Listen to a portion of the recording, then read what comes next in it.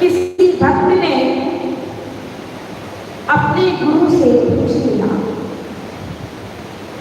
गुरु जी एक बात बताइए कि भक्ति करते करते चाय पी सकते हैं क्या? पूछा कि प्रभु की भक्ति करते करते चाय पी सकते हैं क्या? पी सकते हैं क्या? आपसे पूछ लें, यदि आप प्रभु की भक्ति कर रहे हैं और प्रभु की भक्ति करते करते चाय पी सकते हो क्या? हाँ? उन्होंने फिर प्रश्न कर लिया, गुरु जी एक बात और बताइए कि जब चाय पीते पीते